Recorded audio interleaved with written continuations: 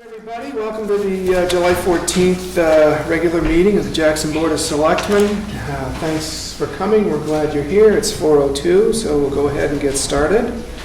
Our first order of business is to approve the meeting minutes from our regular July 9th meeting and our June 30th meeting. We just have the July 9th minutes here. The June 9th? June 30th. Oh, June 30th, I'm sorry. June 30th. And the June 9th minutes, We'll be late. we're going to carry that over again. That's right. Okay. And so, thank you, Martha, for putting these together. We'll go ahead and approve or seek to amend the minutes from the June 30th meeting. Want to make a motion? Sure. And I'll second that motion.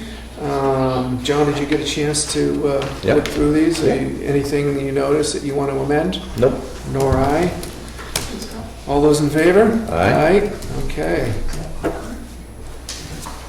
Get a third name on here Hey. for the next.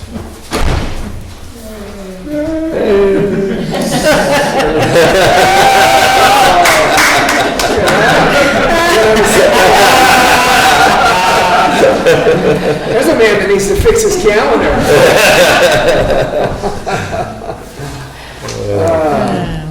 You missed the welcome, but I will say it again, welcome all. And so we'll go right to our next order of business, which is agenda item 2, update on action items. John? I didn't have any luck on mine, unfortunately. Okay, want to carry that over? Or Yeah, we'll do. Okay, great. And Julie, you were going to follow up on spraying issues. I Update. contacted Scott Knapp, Yep. and they do not, all their information is confidential for both them and the people that will be doing the spraying. So if people call, they will not give information on who has opted out. So the only option is you can call and opt out yourself if you don't know you want to Great. lose. Mhm. And then the other part of that was doing a petition to stop the process, and we can't do that either because it's on private property. Great. Thanks for looking into that. And that all makes sense. We kind of had those conversations, so none of that seems surprising to me. Thank you for doing that. Yep. That was the only other action item on there. We do have a list of upcoming meetings. Our next meeting will be Thursday, July 28th at 4 o'clock. Our August schedule is Thursday, August 11th at 4 o'clock and Thursday, August 25th at 4 o'clock. And all of those meetings take place right here in this room. So we'll go right to agenda item number 3, which is about the septic issue on map V4, lot 2, and that is owned by the Weeders, and this has been something that we've taken a look at off and on. I know we got the gang all here. You guys want to come up at the table and address the issue with us to the best of your ability, and We're here with see Andy what's Fisher. going on. Hi, Andy. Andy Newsom. All right, nice to meet you. How are you? Good to see you. You want to see? You good? You sure? Okay. Well, look around. None of us are very photogenic, so it's okay.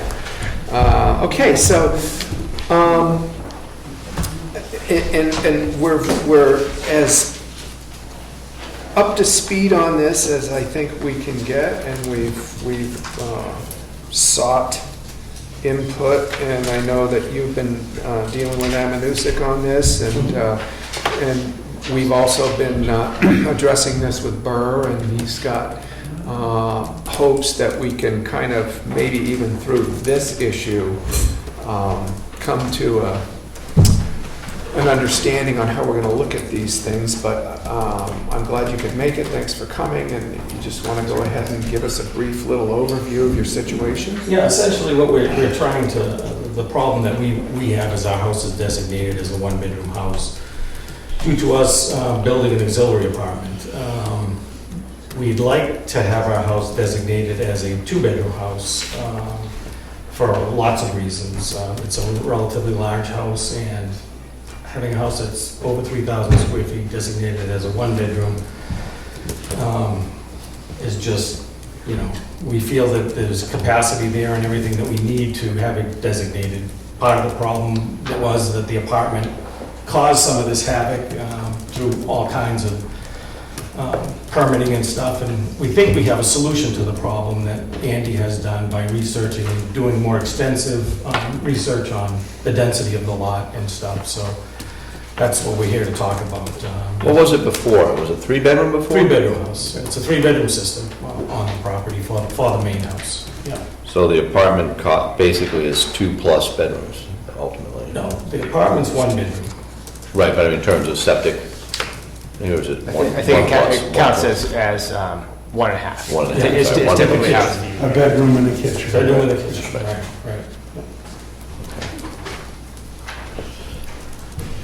Okay, so, and that was, I remember when that happened, that was, Yeah, well, that's kind of what we're leaning towards. The permit was pulled probably 3 years ago to do the apartment, and the zoning at the time, I immediately called Amanuset and said, I'd like to just upgrade the septic. I'm willing to take it out and make it bigger because I'm in this process. I've got to add a tank for the auxiliary apartment. And according to the calculations and the soil types, they didn't think that that was possible. That depending, I guess, again, we didn't look at it, we just looked at a general map that said probably not. So me being the fool that I am, I said, I'll just address this later. This is later now, so we're through that. And since that time, this zoning has gotten stricter. They've adopted a more strict set of regulations for this type of thing. So we're kind of looking at this in a place where, at the time, those zoning regulations would have allowed us, if I'm correct to say, Andy, more leniency. They were certainly more, generally speaking, they were less strict in a lot of ways than. And we feel that we could comply with those regulations at that time, correct?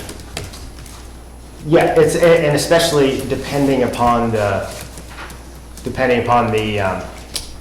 essentially the view that the town takes on density, and this is where things start to get a little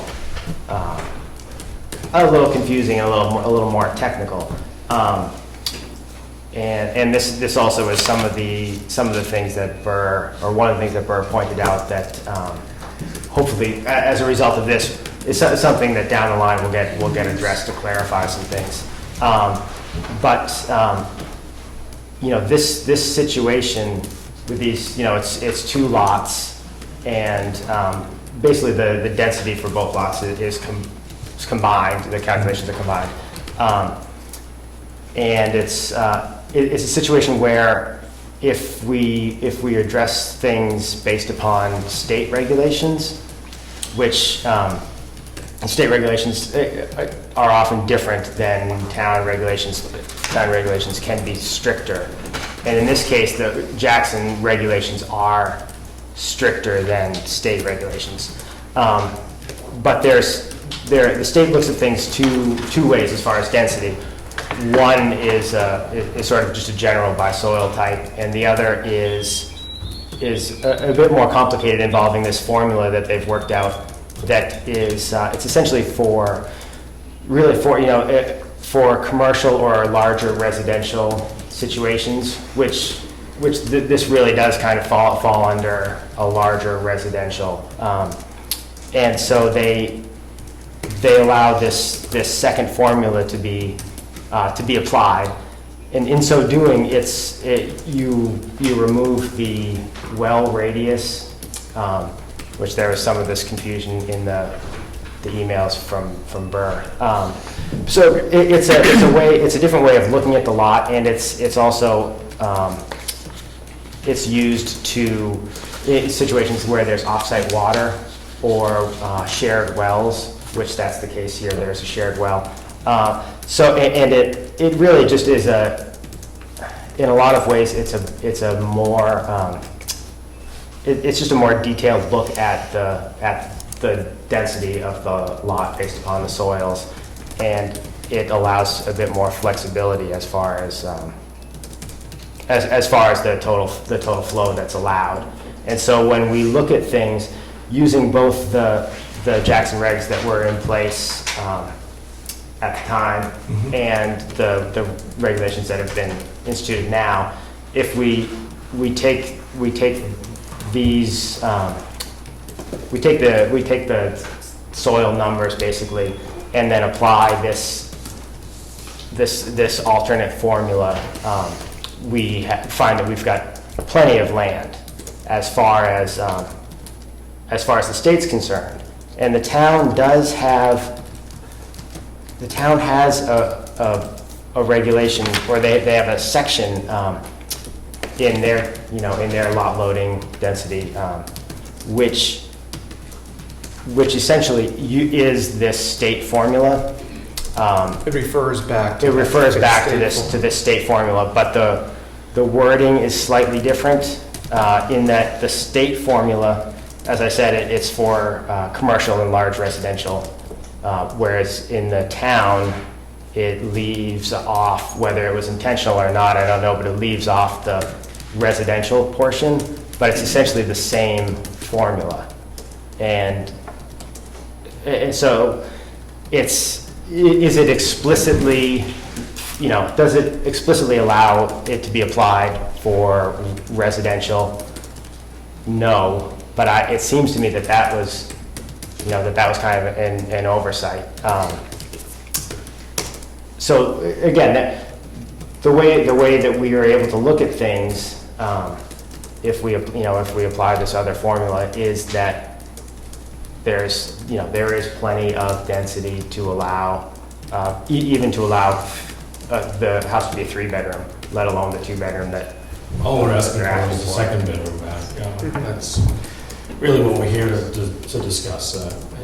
I'd like the house designated as a 2-bedroom, and we think we have the data to support it. So I think that fire away with questions, but this is what it's taken. It's taken a long time surveying and soil scientists to get to this point. And again, obviously, the town has general soil maps. It's just like anything. We're familiar with this. When you do it in a more compressed, high-intensity thing, you get real data. So that's what we've done, and we hope that that'll satisfy what we're looking for. And Great. Well, and I had talked with Mike off and on about this a couple of times, and I had a conversation with Andy earlier in the week to get up to speed on this, and as well as a conversation with Burr. And that really, what Andy mentioned, kind of got to the crux of what Burr wanted to understand. And I don't know, between the fact that I've never been a selectmen's rep to the planning board, and when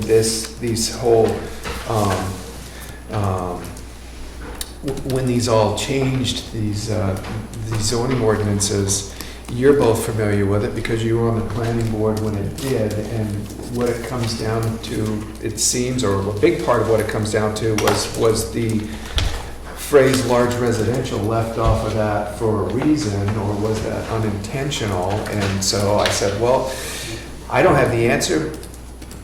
We're not going to be discussing this until the meeting, so why don't you guys show up, and I'll just refer it on to John and Dick and see if I can get a feel for where the planning board was at the time those regulations changed, number one, and get a feel for how you guys see this particular issue, and take it from there.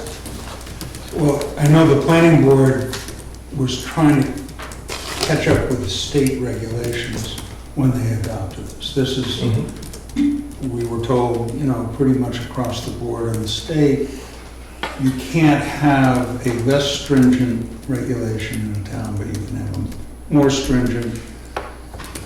The minimum state standards, I don't know if we even went to them, but we went to this high density formula.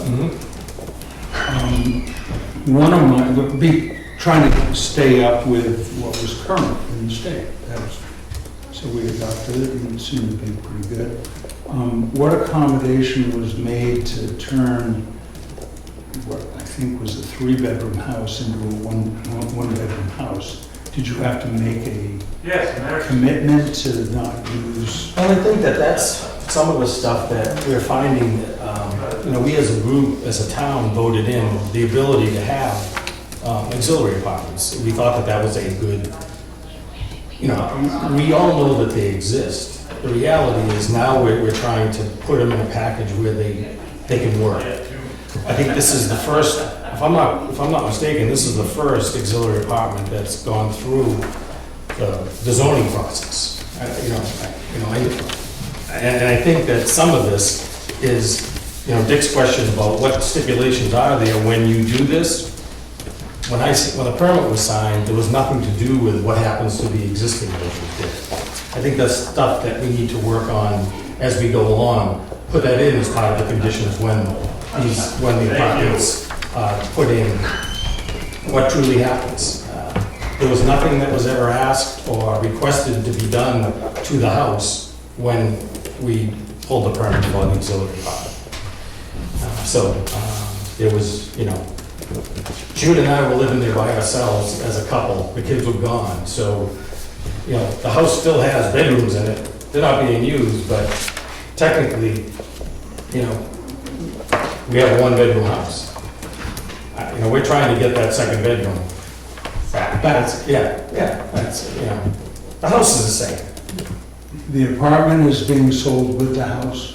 It's all part of the same property. Okay, so that's one property, 2 tanks, 1 leach field, Correct. and you're looking to expand the leach field to accommodate, because it's like, right now it's working, right? Oh yeah, everything's fine. It's just, it's the designation of what the house is. That's what we're trying to prove, that we have everything there in place. So I'm open for suggestions, or, we're trying to solve a problem, Is it something to be brought in front of the ZBA for variance on or something?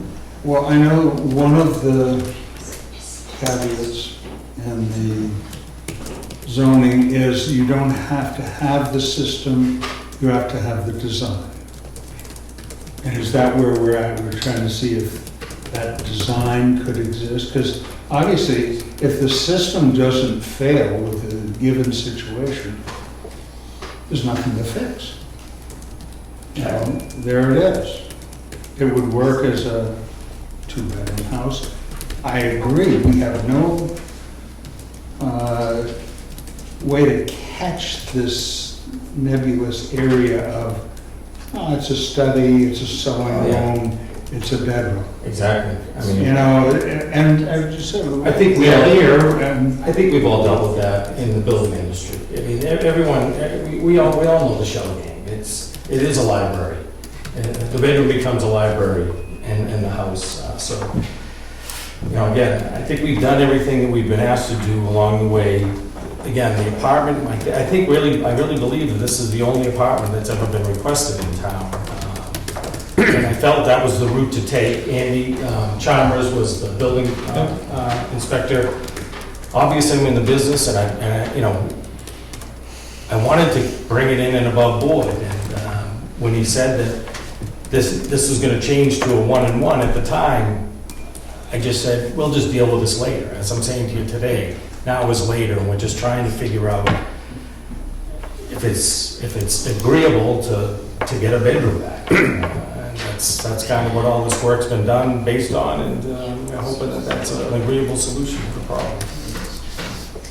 And the way the ordinance is worded and having that large residential left out as a reference, we have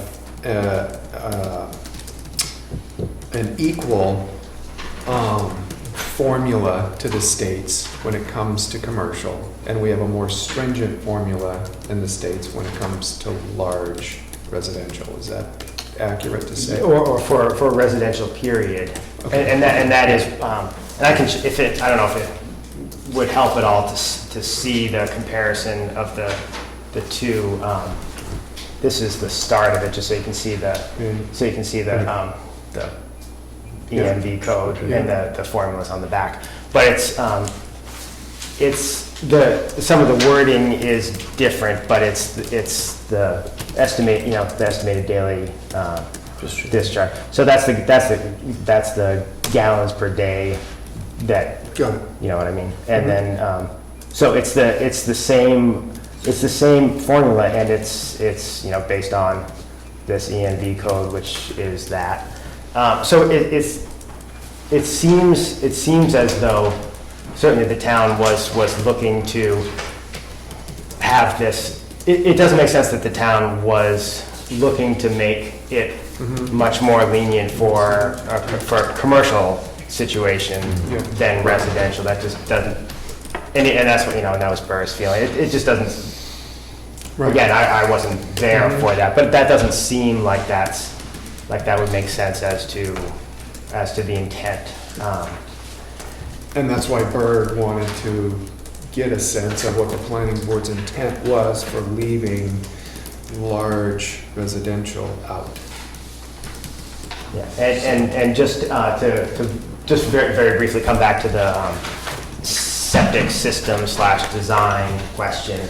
We haven't designed a new system, but we don't have any reason to believe that we're totally confident that we could design the system to accommodate everything and have room for it. So that's If that feels. if that were if that became necessary. So as far as that, we haven't done it, but there's no. But you could. Yeah, we have no reason to believe that we couldn't. So that's.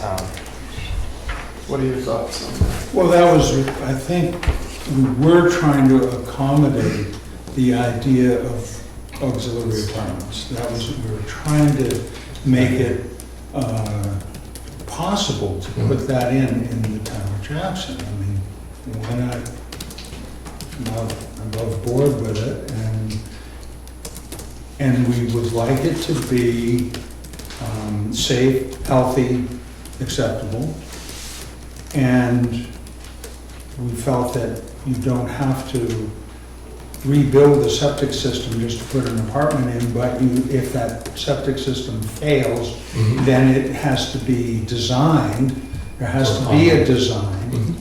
And I can't see what harm, but I also understand that this will now set precedent in the town of how we deal with this. So I think we should be very careful. Maybe another talk, get Burr in and say, okay, as our inspector, he inspects our septic systems. Where are we going to run into trouble? I don't think this is trouble. I don't think I don't project is trouble. But where are we going to get burned down the road?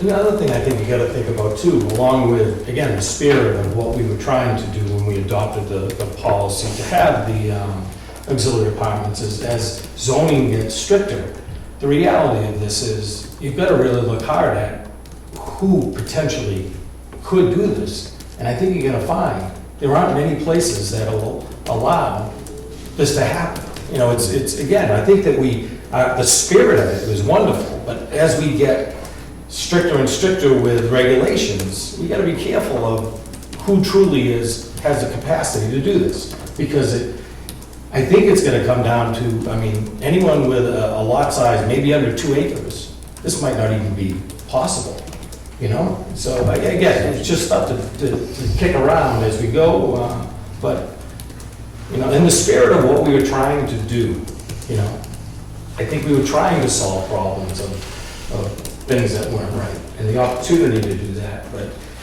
the reality of it is, this is really the first test to this, and we're seeing some of the kinks in it, which you're always going to find. It's good in a way. It's just okay. Here's the conditions. Let's see if we can solve the problems. Okay. Yeah, and I do think, to me, that's thank you, John. And that's my understanding as far as the state's rationale for their, this alternate formula, so to speak, is allowing for these these situations maybe where there are, 2 units on a property and with a shared well, it's just it's another way to kind of have a practical take on, just, viable development and safe and reasonable development. And I think that the town is looking at that and trying to, the intent is trying to, just make things reasonable and allow people, reasonable use of their land, and especially with allowing for auxiliary apartments, it makes sense that there ought to be maybe two different ways of looking at things. So there's map V4 lot 2, and then there's also, I got an email from Burr yesterday, and he really feels like the selectmen need to kind of make a determination on the different ways to interpret that ordinance, because there's somebody else coming up that he's going to need to address this with, not with the same time crunch as Michael and June, but so it's like a lot of things you do for the first time, there's maybe a bug or two in the system that needs to be ironed out, and and so I'm wondering if either one of you have any ideas on ways to proceed. And I do mention that there is apparently a time crunch here on your end. I don't know what that is, or when you really need a decision by. If you want to see a septic design, Dick, how long is that going to take to come together on your end and to present to the board? It's going to take a while. It's going to take a while. It would be nice to have an answer tonight. I don't know if that's asking too much, but again, we've kicked this around. Yeah. We've tried our hardest, both with Burr and the town. There's no surprises here. I think that we've all been trying to work to the same place, and we're really hoping to have an answer one way or the other tonight, if that's not too much to ask for you guys. Nothing's ever too much to ask. Dick and John, how do you feel about making a decision on this tonight? Do you have all the information you need to make a decision on map V4 lot 2? Well, my thought, I agree with Dick on the idea that, there's no harm right this present state. Certainly maybe some stipulation where, obviously a plan could be in place in a certain period of time. And ideally, we'd like to have it in place now, but under the circumstances, maybe we can say, that we could agree to do this if, a plan is presented in the future for... In the next 30 days. Near the 30 days, future. yeah. I would say next week, but my business partner, who's the designer, is going on vacation. So. Yeah. The time and fashion, we're not against that at all. That's a reasonable solution to the problem. That's a good solution. It's just that we really need the designation. Yeah. That's, if that's a stipulation, get the designation, that's fine. And we'll move right ahead with that if that's something that everyone agrees to. And I think that's a fair request. So how do you feel about John's input over there to grant that designation of a 2-bedroom property tonight with the stipulation that there's an approved septic design here on file within 30 days? Yeah. And make the motion. I'll make that motion then. Any more discussion? All those in favor? There it is, okay. Thank you, guys. Very good. Thank you very much. Yeah, let us know when you get that in. I'll stay in touch. Thank you. Yeah, good to see you too. Nice Thank meeting you. Very nice meeting you as well. Thank you. Good to see you using formulas. I know, well, it's the math. It's stayed in there somewhere. Yeah, somewhere. All right, thanks, Drew. All right, thank you. Kevin, are you giving the police report tonight? No, I'm not. Okay, well then maybe there isn't one. Doug texted, he's not able to make it. Okay, fair enough. We'll table that till next week. That brings us to agenda item 5, our first public comment session. usually go in order with a show of hands. You, sir, your hand was up first. Thank you. There was some potential discussion about my health, and I've heard several people come to me and ask me about my health. You look like that. Everything's a two-edged sword. My health is fine. My two 85-year-old sisters is different. So why this came about is that there was no plan, obviously, in plan, is that in May, both of my sisters became, I don't know what to call it, catastrophically medical issue. And we have a very small business. We operate, all four of my siblings run a piece of the business. And as terrible as it may be, I'm the youngest of them. So the rest of it comes to me. So my decision was, because it's going to take a lot more time out of state, and so I had to make a decision that I might miss 30 to 40% of the meetings, and I didn't think that was fair. So based on that not being fair, I said really the only option is resign and find somebody that can fill the shop. So that's really what it was about. So my health is fine. I've had people come up and offer me, well, can I help you to the hospital or anything? No, that's not. So I'm fine. And I would make one more, or a couple more comments if I could real quick, is that I appreciate very much the opportunity to voluntarily serve for the town of Jackson. It was a privilege and honor to do that. And I would also like to continue that offer, and not as a selectman, just an offer that said, my career has been in crazy litigation of human rights, law, labor, all kinds of stuff, settling cases everywhere. And I would just make a comment that your best resolution of all kinds of cases is have a discussion with a non-lawyer who has experience, and then put all that together and then go to the lawyer and try to resolve it. I can't solve your economic problems, but I'm just letting you know that I'm certainly available to, and I'm not charging for it, just to talk. The other area that I think is important is Julie and I handle all the welfare cases, and those things are crazy. I can tell you, they're just crazy. And I'm willing, only I'm just volunteering it, that I would be willing to work with Julie if she wants just to answer questions, be a bounce off, they say a dumbwaiter, to go to that, but all the decisions would come to the selectmen. I don't plan on making decisions. It's only a discussion level issue. So anyway, that's my,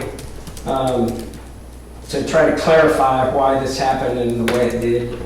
And I apologize that this didn't work out for another term.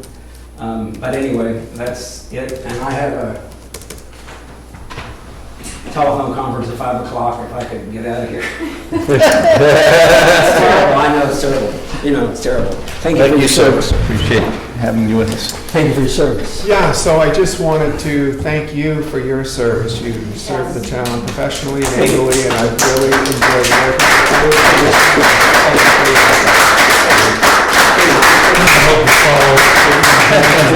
Okay.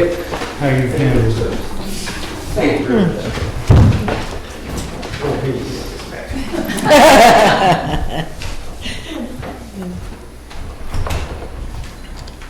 Big shoes. You up for it? That'd be good. Kathleen, your hand was up. Yes, I just wanted to mention about the untimely death of Larry Siebert. And I was wondering if some kind of a plaque could be made. He was on the Conservation Commission for a really long time. He was also on the planning board. And he really did a lot for people in town that people don't know about. And I just think it would be kind of maybe something nice if you wanted to think about it. I know we did it for Arthur and for Michael Clemens, and it might be something nice that you just want to think about. Very good idea. Thank you. Other public comments? Okay. I'll just comment on yours, reply to yours. I was at the Conservation Commission meeting last night, and they had that same conversation. And they felt that the best way to really figure out how best to honor Larry and his service to the town would be to approach Deb and get some of her thoughts and ideas on what that might be. And they're in the process of doing that. And so I would imagine within the next month, we'll probably have a sense of what she think would be an appropriate way to do that. And we'll be in touch with the Conservation Commission, try and work with them collectively to take care of that. Thank you. Any other responses? Okay, well, we'll move on then. I do know Kevin's here, and he's probably prepared to give the building inspector's report. Not the police report. Let's see what's on here. How are you? Very good. Definitely busy again. And actually, the first building permit here, this is my future son-in-law and my daughter. They're building a posted beam house up on, it's Third Road in Jackson, that's off of Town Hall Road. And they're ready to start to put foundation in. Cool. And the next thing was on here on 6C was Partridge Road, and I think this came up because of, there's a... I got an email. I got an email from an attorney at Cooper Cardinal Chant that they are going to be closing on a house. And they went through their records and they found that there was a letter from the Selectmen in 2008 that released the no building moratorium on Partridge Road. But it had never been filed at the Registry of Deeds. And so they would like the Selectmen to sign this and submit it to the Registry of Deeds. And then Kevin looked. Yeah, I went up there kind of, well, I took a look at the road, and I noticed that the road was slightly overgrown at the very end. And in the state of New Hampshire, we adopt the NFP 101 fire code, and there's a thing in there about emergency access law. And basically, it's to be able to get a fire truck, ambulance, or police car within 50 feet of your house. And on this road, you can easily get a small car, a pickup truck through, but there's some branches that have grown in the last 8 years. So these branches need to be addressed. And so I talked to the new owners, actually today, and Al Eastman's going to take care of it. Okay. I'm going to trim those branches back. And I found out this is a private road, and there's no homeowners association. So there's no joint group who actually takes care of their own private road. I know lower down where Gary Spears lives, he grades it and takes care of all that, but up higher up, there is no maintenance on the road, put it that way. So this came up, and I told Jay about it, and especially with a new fire truck, we don't need to be going there getting it and everything else.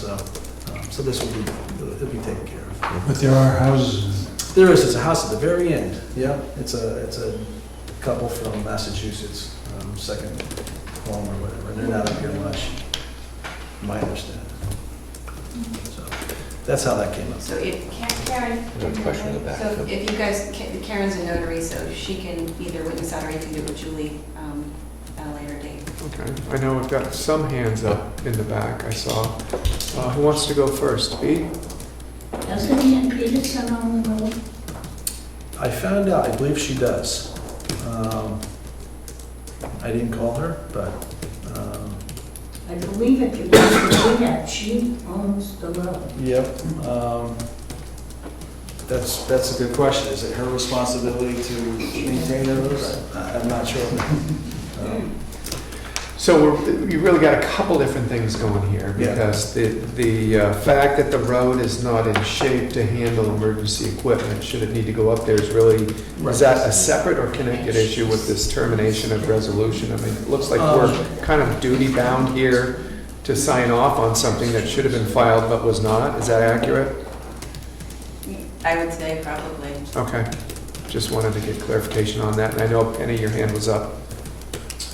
Yeah, Gary Spears is the go-to guy. Yeah, I called him up, and yeah, He knows the whole, he informed me all about the road. And the whole district. I mean, basically, he did say Ann Peterson was the owner, and we left it at that, put it that way. There's some issues there, and I didn't want to go there. There's long history, and Yep. is a property owner along the road. The road is maintained. Gary maintains. the Yeah, he whole- told me most of the road he maintains, correct, yeah. But all the way up to that house Right, at the yeah, end. yeah. And the homeowner split the cost, but Okay. with plowing and occasional fill and ditching. Yeah. Okay. So is there a need for us to make a motion for this, or this was just an oversight and should have been filed based on the other documents we have here? I have one question on the ownership. Did Ann Peterson sell the land to these people? I don't believe so. I'm not sure, but I don't think so. They're just, I think that was a separate lot, because I did look at all the lots up there, and her name didn't come up on that lot. She is in the process of selling a lot at the very end, and that's another issue, but that's something totally different. Thoughts, John or Deb? I think the selectmen should have a history on that road, which has a lot of history to it. If you read it, it's in the records.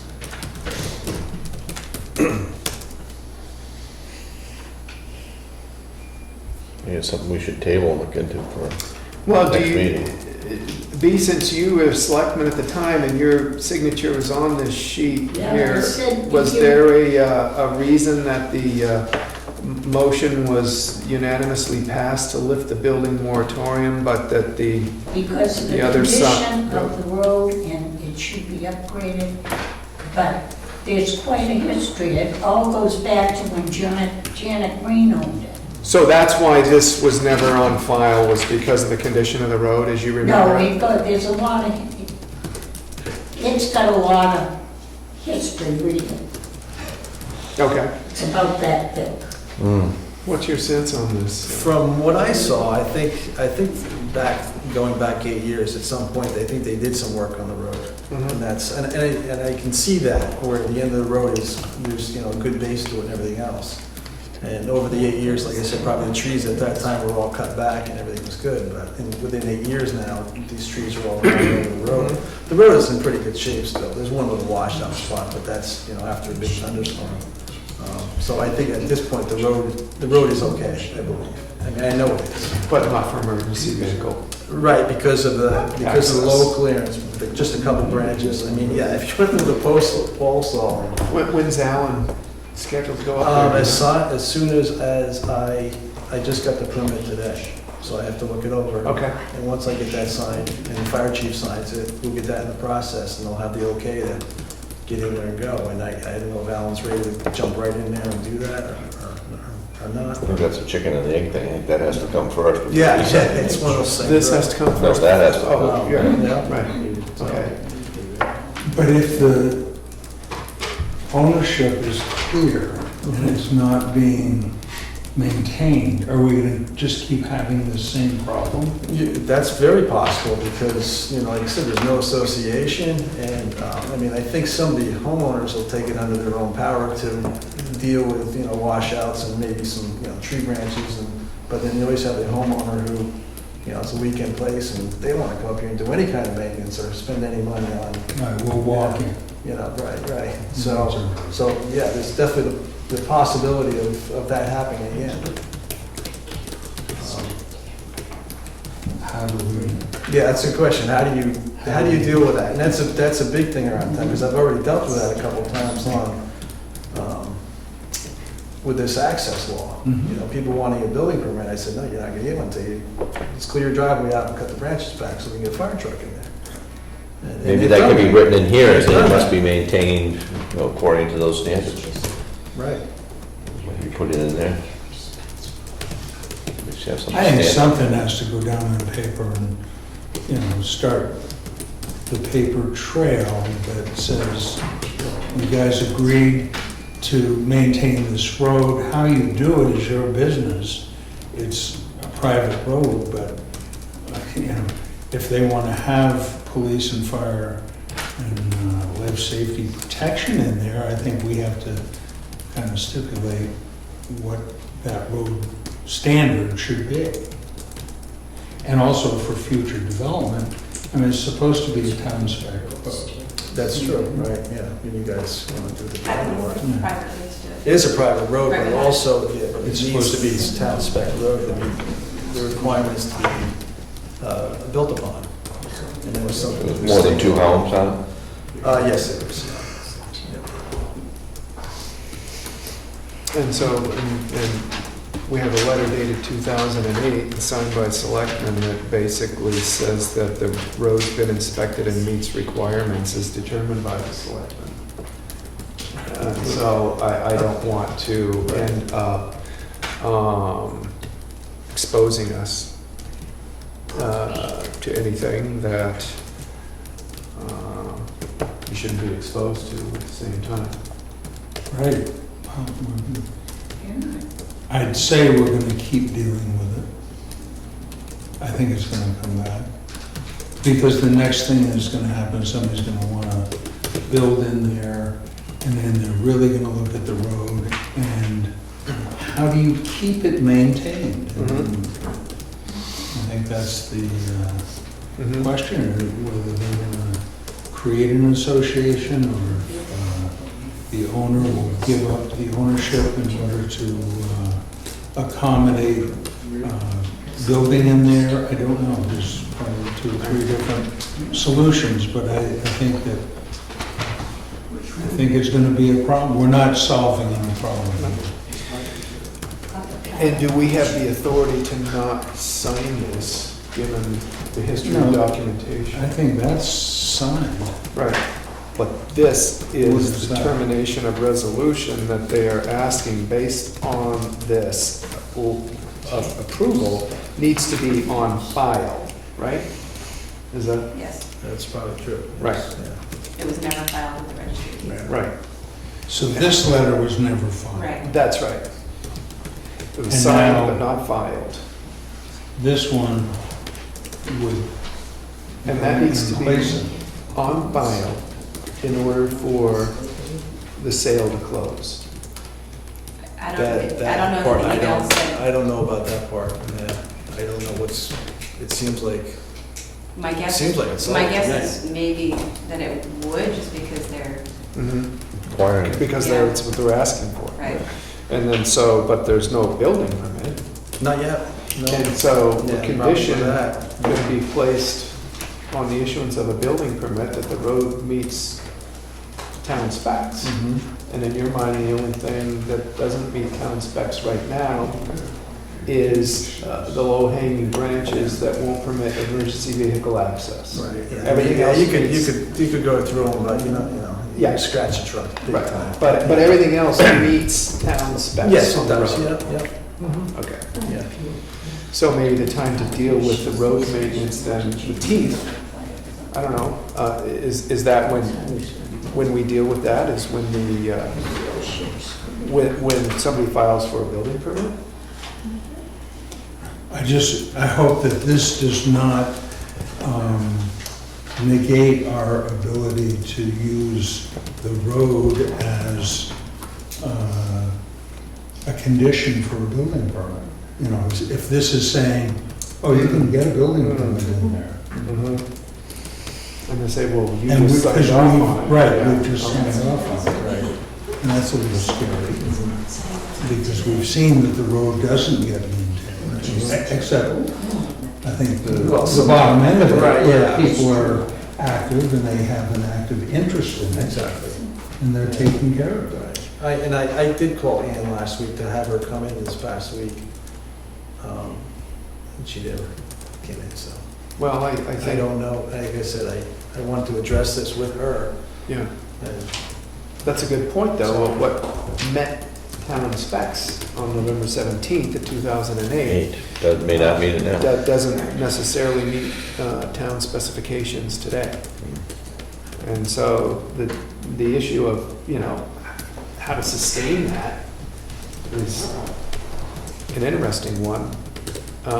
But I think that it's not unreasonable for us to expect that road to be put back into a state that meets town specifications. Does that seem no, that reasonable? That definitely sounds reasonable to me. It's just a matter of to try to get someone to try to do it. Well, if Alan's already on. Yeah, I think board, Alan's on board. That was the yeah. easiest thing. Like I said, Yeah. at that point, I was looking for just, you know, I mean, Someone could just go up there with a Yeah. pole saw and spend 10 minutes and be done with it, you know? And it would meet town specs at that point. Right, and it's not my job to do it, it's not the town Okay, employees, right. road crew Right. to do it, so. Well, I think that, given your idea of tabling it, John, if we could, I'd be willing to revisit it when you were able to come before the board and say the issues that won't allow emergency vehicle access have been addressed, and at this point, the road meets all town specs. Right. Is that unreasonable? No, I mean, that's reasonable. Does that Yeah. make sense? Yeah, it does, yeah. Okay. Yeah. So, entertain a motion to table. So move, table. Second? All those in favor of tabling this issue until the work's been done on the road and Kevin can come back, say aye.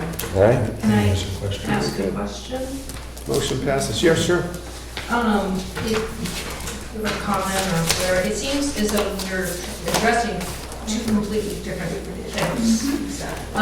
In 2008, there was major upgrades to the road, as I understand it. It was in very poor condition.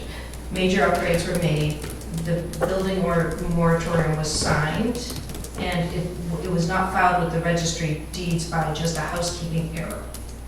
So is that I think that's correct? Yeah. So it seems like you have to move forward, you have to submit that to the registry of deeds, get that done with. And the fact that the road is not currently up to specs because of a few minor branches is another whole issue. And you could address that issue along with all the other private roads in town that are on the same basket. This is a cleanup housekeeping technical thing that should just be filed with the registry of deeds and move forward. So we could file the original letter. That's what we signed. The original signed letter I don't believe will suffice as a termination of resolution that's got notary signatures in place. I don't think that letter will serve as a termination of resolution document. I could call to see if it could, and if not, then we could go that direction. It's also possibly against, you're possibly violating people's rights of the ability to sell land based on, if that's not filed with the registry of deeds and somebody technically doesn't have the right to build on a property that's buildable. So it's, somebody who's trying to sell a lot or buy a lot can't do so and be assured that they can even apply for a building permit as long as that moratorium is not lifted and filed with the registry of deeds. I know if I was trying to sell land up there and that was holding me up as a housekeeping thing, error from 2008, I'd be pretty upset. Okay. Very good. Anything else, John or Dick, before we move on? Okay, thank you So for is it comments. tabled? That was the vote, yeah, we tabled it. Agenda item 7, new business. Thanks, Kevin. Thanks, Kevin. Oh, anything else on your report? No, I think that's Was it. on the agenda? Okay, great. Boy, we got it all. Thank you. So we can find out whether that we can just mail in the 2008 one between now and the next meeting anyways. That'll probably be the first action item on that. See where to proceed from there. And maybe if you could just put an action item on there for Kevin, that he's going to notify us when that work's been done. I mean, I have no problem if we needed to in a timely fashion. Come back and Call sign a it. special meeting. Sure. Yeah. Wouldn't take us long. Okay, great. 7A is a trustees of the trust fund. We have a withdrawal request. We also have a deposit request as far as the trustees of the trust fund as well. So the first one is the withdrawal request, and I will entertain a motion for the Board of Selectmen to request the following withdrawals from the trust funds as indicated. $1,910 from the Police Cruiser Capital Reserve Fund 0027. invoice number 29999 for Professional Vehicle Park Road dated June 24th, 2016, in the amount of $1,910. So moved. Second. All those in favor, say aye. Aye. Very good. Motion passes.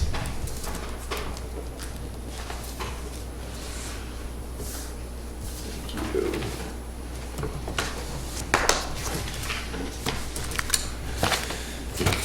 And then next up is the deposit request, so I will entertain a motion to authorize the transfer of $113,000 to be deposited into the capital reserve funds and the expendable trust funds per the warrant articles listed. And that we have the Bartlett Jackson Ambulance Fund, Article 13, amount of $45,000. The account number 68 is the Heavy Highway Vehicles Fund, Article 16, that's the Capital Reserve Fund, in the amount of $30,000. Account number 34, the Bridges Trust Fund, Article 17, in the amount of $25,000. Account number 4 is the Revaluation Capital Reserve Fund, Article 21, in the amount of $8,000. Account 49, the Dry Hydrant Trust Fund, Article 22, in the amount of $5,000, totaling $113,000. So moved. Second. All those in favor, say aye. Aye. Good.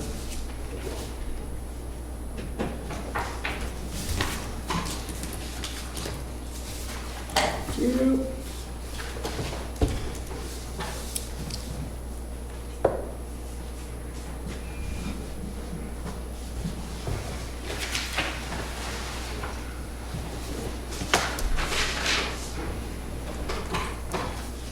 Next up, we have a cemetery lot agreement here that requires signatures. This is for the purchaser, Richard Trond, and this is lots 57 and 58 on the Dundee Cemetery. So we'll,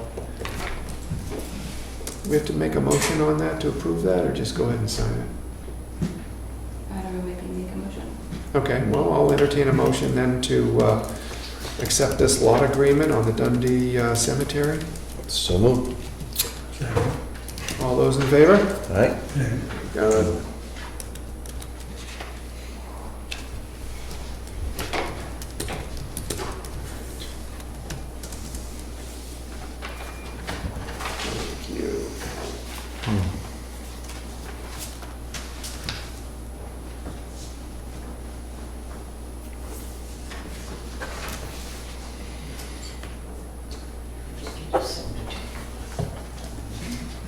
Thank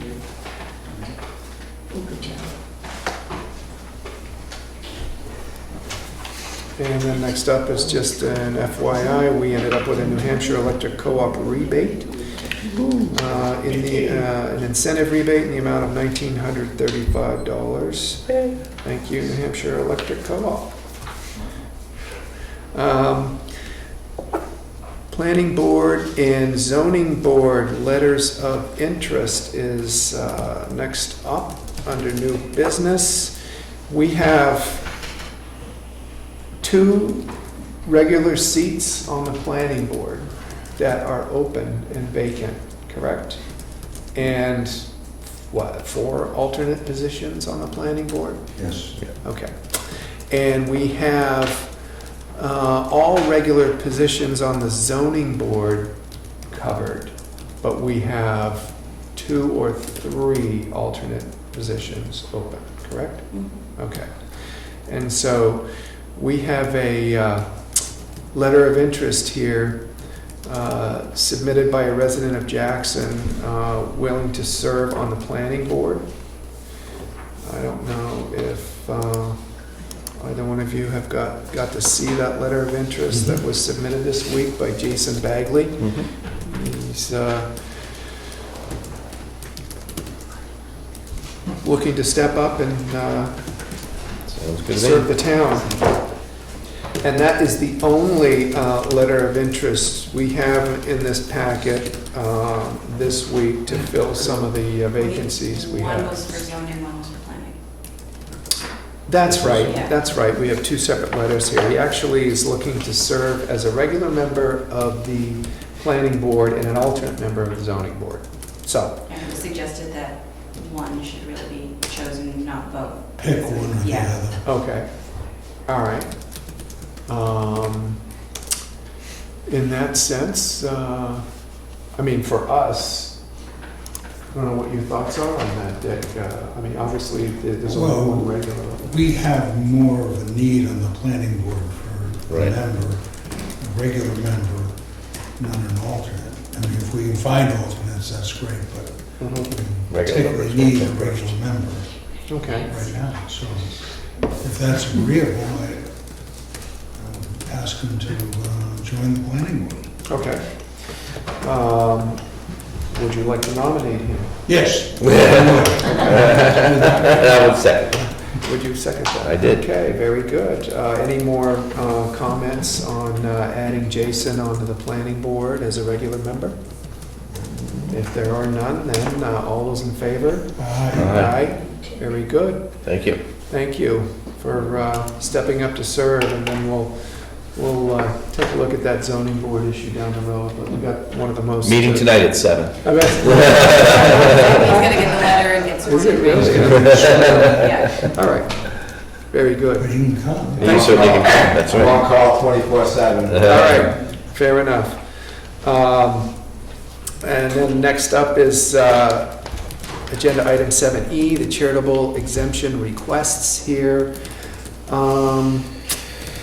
We're back to NHPR. Yes.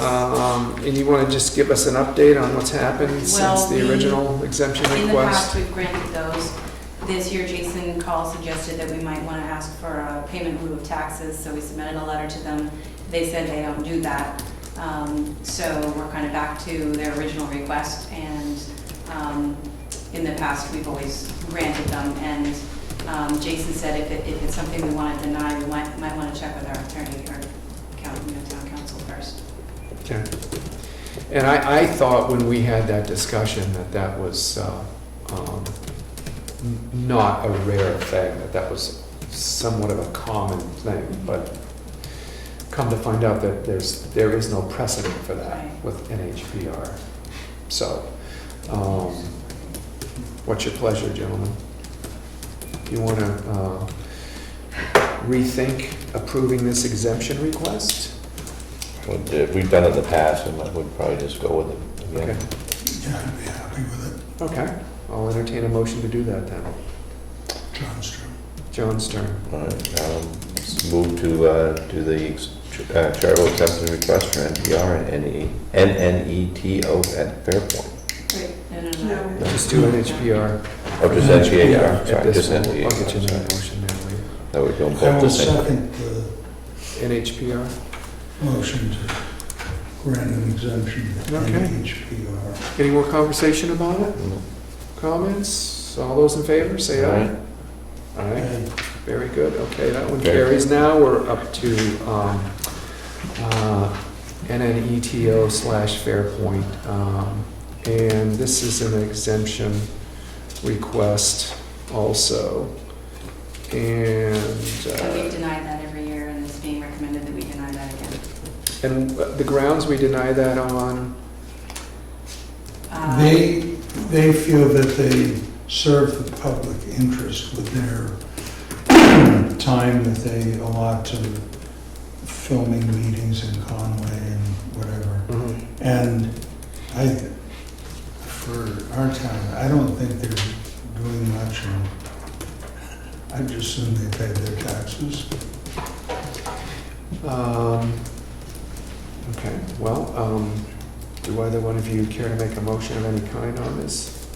Your turn. I would make that motion to deny. Okay. Yeah, I'll second. Any more conversation, comments? All those in favor of denying the request for a tax exemption for NNETO Fairpoint. Say aye. All right. All right, very good. Okay, thank you. And then we've got complete light installation in parking lot behind the library. Is there any action on that, or is that just an FYI? Well, basically at one of our last safety meetings, it came up that, that we should probably put the rest of the lights out there that Dick had set up so that they could be, I don't know, got them ready to go, or however. Yeah, I did the string down, Yeah. and there's stubs out, so it's not too difficult to string it together now. Okay. So we just need kind of the okay and proceed I with would just that. say that I do have a fellow contractor who would do the work now that I'm in a different position than I was when I proposed the Fair enough. project. Sounds good. And I would like to keep out of it, well, I would certainly help him with the logistics, but I'm going to stay out of the financial end of it. Just to Liaise with- keep everything on the up and up So it's here. not something we planned for this year, but I don't think it sounds like it's that much that we could probably do it. So why did we have this conversation in a previous meeting and not take action on it? Was it that we weren't sure we had the Well, so funds in the budget? last time that this was done was in October of 2013. No, I thought we had a conversation about this just at a recent meeting. No? Well, you and I had a conversation about it, that it had come up at the safety meeting, I believe. I don't think, maybe, I don't recall. I thought it had come up in this meeting and we, okay, fair enough. Well, at least we're all current and up to speed on it right now. John, how are you feeling about any issues around completing the lighting Yeah, installation? just probably just find out how much money it is, and when we get the funds, it's fine with me. Okay. So if it's in the operating budget, it's good. All right. Any idea what that'll run? $3,800. Well, that's not bad. Okay, fair enough. Got that? In our maintenance fund? Fair enough. Very good. Is that okay to proceed? Yeah. And they are the downlights, they comply with the town's lighting ordinance. Good, yeah. They're LED lights, so they're very cost effective Mhm. to run, Mhm. and that's about all I can tell you about it. Well, the pavement job down there looks really good now. We've got some lighting down there, make people I feel think they're really gonna good. strike that too. Yeah, I was gonna say, some stripes would be nice. Nice. Excellent. Okay, fair enough. And then we have an added agenda item here, 7G. We have the property owner, Alicware on Carter Notch Road, wanting to take a 171 acre parcel. And they have put in an application for current use on that. So Jason reviewed it and said he thought it should be moved. everything is mapped out here, and Jason's gone up and looked around and supports the application. So, any ideas or thoughts about it? I like the idea of current use. Okay, very good. One of you like to make a motion to support the application? So moved. Second? All those in favor, say aye. Aye. Very good. Okay, you gotta type, print your name on one and then sign it down.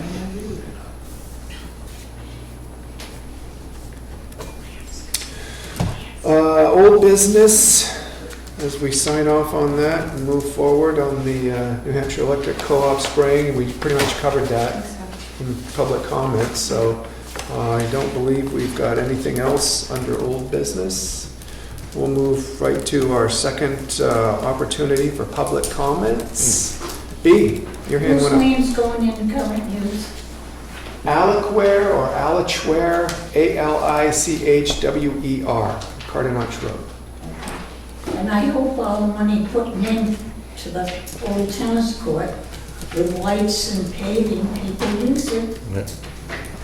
Thank you. Your hand went up. I'm brand new. This is my first meeting. We're recent residents of the town. I'll just go back on that 2008 that you did not sign that paper. We had an interesting thing happen to us in Connecticut where it was a neglect on someone's part to file a piece of paper. And it can hold a homeowner up from selling their property. So I just encourage you to move forward in a timely manner. I don't know the circumstances, but that just happened to us this past December, where something from 34 years ago it was just a total neglect and oversight by a building inspector, had not signed off on one piece of paper. It was solved real quick, but again, I would just encourage you to go forward, because that seemed to me, sitting here, listening to the conversation, you were dealing with a 2008 issue separate from the condition of your road today. Thank you. We hope to have that closure on that soon. Any other public comments? All right, well, hearing none, unless either one of you have any other topics of discussion tonight, I'll entertain a motion to adjourn. I make that motion. Oh, second. All those in favor, say aye. Aye. Thank you. Thanks for coming, everyone.